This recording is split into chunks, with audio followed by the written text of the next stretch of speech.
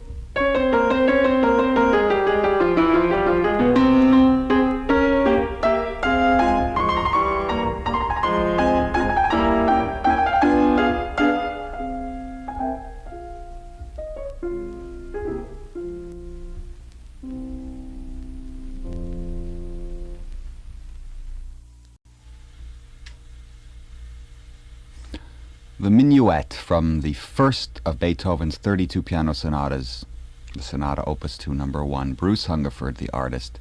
And again, I liked the first movement in his performance, and this also is so precise and well thought out. In a sense, we're doing violence to these sonatas because, and this has bothered me since yesterday, the organic unity of a Beethoven sonata is probably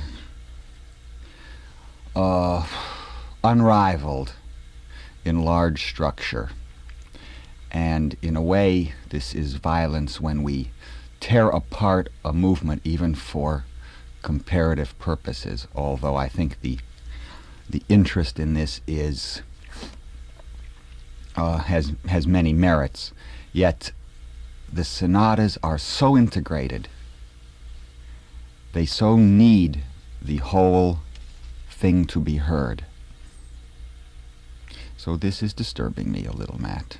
Well, but we redeem ourselves by playing one chosen version at the end. We where do they redeem. finally do come together. We Yes. do redeem ourselves in that sense, and yet a great artist is thinking of the whole four movements. Yes. Is that really so? Did Beethoven compose the whole things as one piece, or did he take a minuet here and there? Or? Oh, no. Oh, this happened occasionally when in the Waldstein he composed an andante in F major, and his student Czerny said, "This doesn't work." And Beethoven then realized it, and he wrote the introduction to the long rondo. Mm-hmm. He understood that. But basically, the quest was for the unification of the work, be it a two-movement work, three movements, or in the four-movement grand scale. So I am just saying that it's bothering me a bit, but the chance to hear many artists doing these movements override this kind of violence. And yet it is a violent thing, because the more I hear the Hungerford, the more I realize this is a very large thinker, or Schnabel, or Arau, and his conception of everything is going to, or at least ideally, to the conception of the whole. So we will, yes, redeem ourselves with a whole performance at the end. But it should be a whole performance by every one of them. However, it would take 5 years. So I've gotten that off my chest, Okay. and we'll continue with the minuet from Opus 2, number 1. And we have Arau.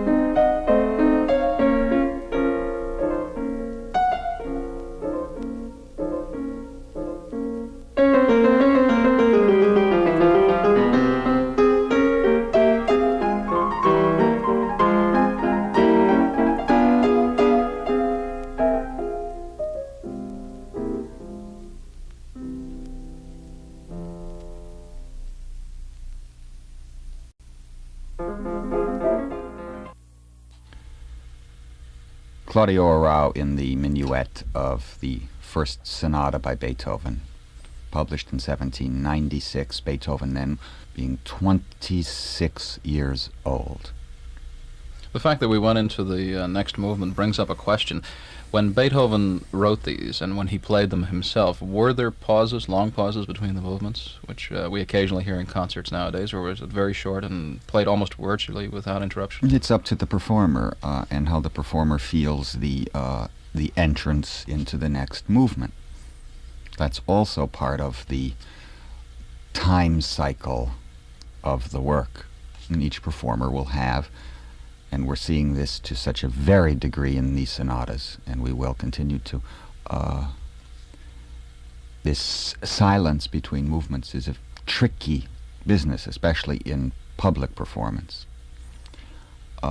Let's hear Barenboim, and we'll hear a slower minuet.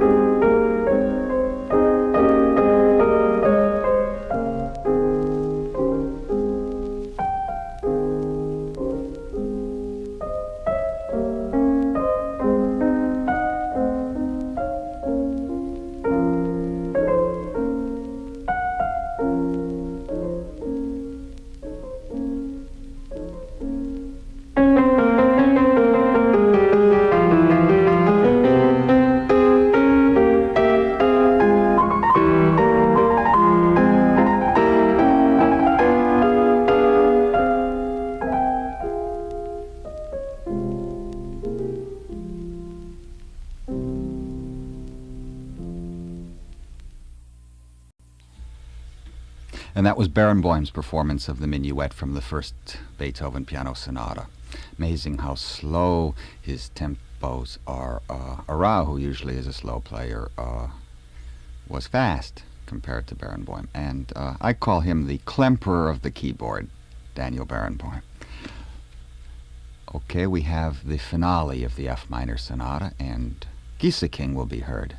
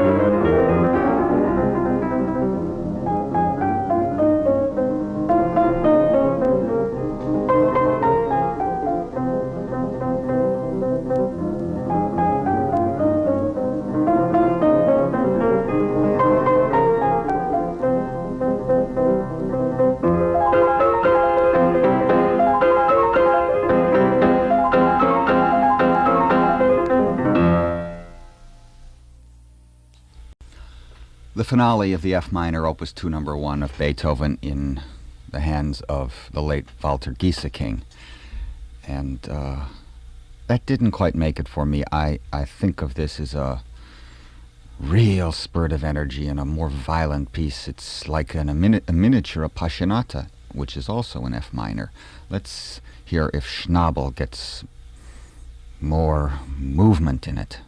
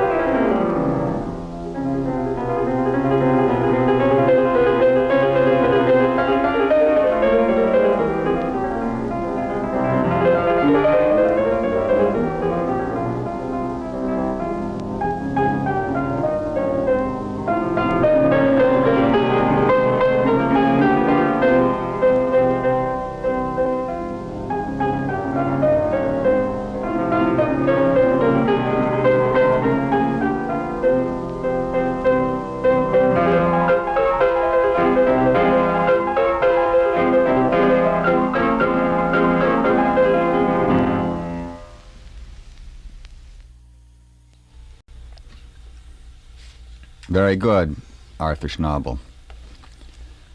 And that was the finale of the F minor sonata, Beethoven's first piano sonata dedicated to Haydn. Haydn taught Beethoven, but it didn't work out too well. Beethoven was physically not too attractive to judge from the various pictures that come with these albums. Was he a big man? Beethoven was 5 foot 5.5 inches high, stocky, often didn't shave, did not wear a beard, of course, as you have seen many photographs of Beethoven. His hair, jet black, unruly. His dress was a scandal in, let's say, 1801. In what way? Well, everyone at parties were wearing silk stockings, powdered wigs, and Beethoven, as he'd walk in, absolutely was a new man. It was the 19th century. No such thing as Beethoven wearing buckles. Can you imagine the creator of even this first piano sonata wearing buckles on his shoes? He was slovenly, no wig, no refinements, was very proud of that. And remember, he was part of the revolutionary spirit of the day. He was a rebel. True child of the French Revolution, a Democrat at heart. And we'll get more and more into this personality, which is the first great romantic figure of the 19th century, and he is always in the public's consciousness in one way, be it a T-shirt you'll see on the street by a hippie. Beethoven is a symbol. In fact, along with Michelangelo and Beethoven, I would say that if the human race voted, and if there were a big committee in the outer cosmos, and who would represent mankind, I think that Beethoven would get the vote. We'd send Beethoven out to say, this is the man who is the earthling who best represents our ideals, our aspirations, etc., etc. But he led such a wretched life to judge from. Wretched in many ways, and of course sublime. Depends upon how you look at it. There's his isolation alone after the deafness made a sublime creative force. The man was unhappy often, and we'll get into that more and more. But you were discussing his physiognomy. Czerny, we were talking about before. He was one of the best students of Beethoven, and he was taken as a boy of 10 to study with him in 1801, Beethoven then being 31 years old, and the deafness now is beginning to deteriorate fast. Anyway, this is what Czerny saw. We mounted, says Czerny, 5 or 6 stories high to Beethoven's apartment, and we were announced by a rather dirty-looking servant. In a very desolate room, with papers and articles of dress strewn in all directions. Bare walls, a few chests, hardly a chair except the rickety one standing by the piano. There was a party of 6 or 8 people. Beethoven was dressed in a jacket and trousers of long, dark goat's hair, which at once reminded me of the description of Robinson Crusoe I had just been reading. He had a shock of jet-black hair cut a la Titus, standing straight upward. A beard of several days' growth made his naturally dark face still blacker. I noticed also with a child's quick observation that he had cotton wool, which seemed to have been dipped in some yellow fluid in both ears. His hands were covered with hair, and the fingers very broad, especially at the tips. That's an interesting description there about the broad finger. Many people think that this is the kind of hand which is the best hand for piano playing. Thick and broad at the tips. Anton Rubinstein had him, and they were generally called by romantic critics velvet paws.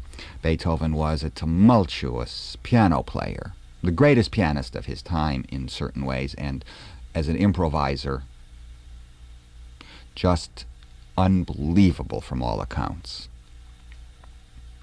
But as he became deaf, the piano playing, of course, dwindled, and it became a very sad, sad thing. Was composing so desperately, and the sound was harsh, and everything was dynamically off. Is it true that he used to bite the piano while he was playing it just to hear? He'd get so close, and sometimes he'd have the ear trumpet put to his ear. It was a long and sad deterioration from the age of 28 until his death at the age of 27. It got worse and worse. It was probably syphilis. That's very interesting. A cruel fate, because this man probably had the finest, and Beethoven himself said this in a letter, the finest ears of anyone of his time. And he was a proud man. You see, he couldn't go out and say, I am deaf, I can't hear. He was a very gregarious social being. He loved to be with people. Actually, his nature was very affectionate, became more and more misanthropic, more and more reclusive, and the deafness was something that he was so embarrassed about. How could I, this great genius of a composer? Remember, he spoke of himself like this. This is the first great ego-conscious artist. When he composed the Hammerklavier, I have composed this for 50 years after my death. How did he get along with Haydn? He must not have at all. He admired Haydn. My goodness, Haydn was the most celebrated living composer until his death in 1809. Haydn made possible, and Beethoven was very conscious of all the debts of the past, he made possible, along with Mozart, the maturity of classical technique, thus the large secular works of classical music, the sonata form per se, which would be the quartet and the symphony, the piano sonata, and so forth. He understood that he was living at a time where these techniques were on the verge of absolute maturity. And it's very important for any great artist to be born at the right time, and no artist in history has ever been born at a more precise time than Beethoven.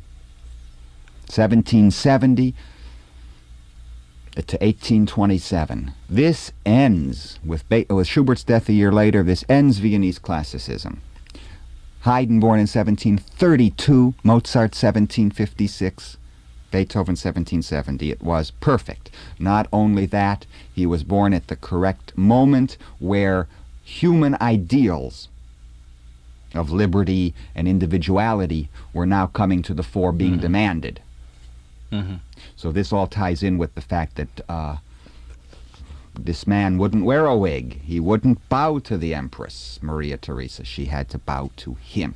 The fact that they tolerated him, of course, was a product of the times. They had to because he was a necessary part of it. Yes, but we must give credit to an aristocracy at that moment which was so supportive, so ripe for the artist to make a living from them. Remember, there was not yet, from the Industrial Revolution, a middle class who would yearn to go to concerts, would yearn to pay for an artist's living, being it as a performer or as a composer.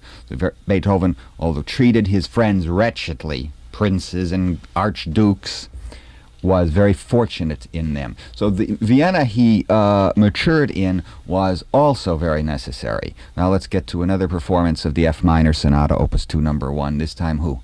Bachhaus. Bachhaus.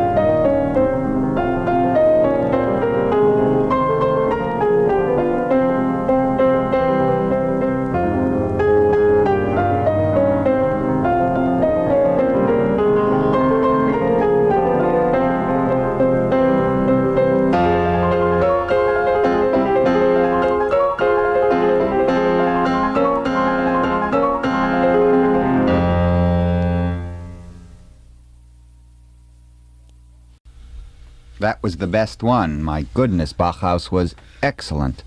Okay, we will return with the whole sonata in the hands of Australian-born Hungerford after these messages.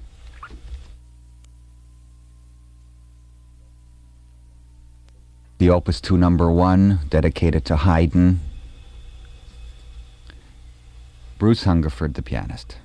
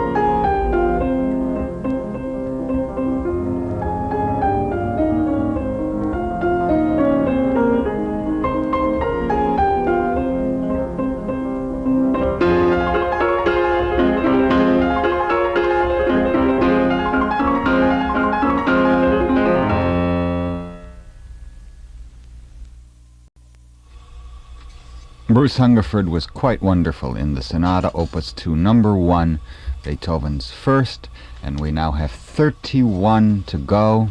Tomorrow we'll be dealing with comparative performances of Opus 2 number 2. Thank you very much for listening to this program.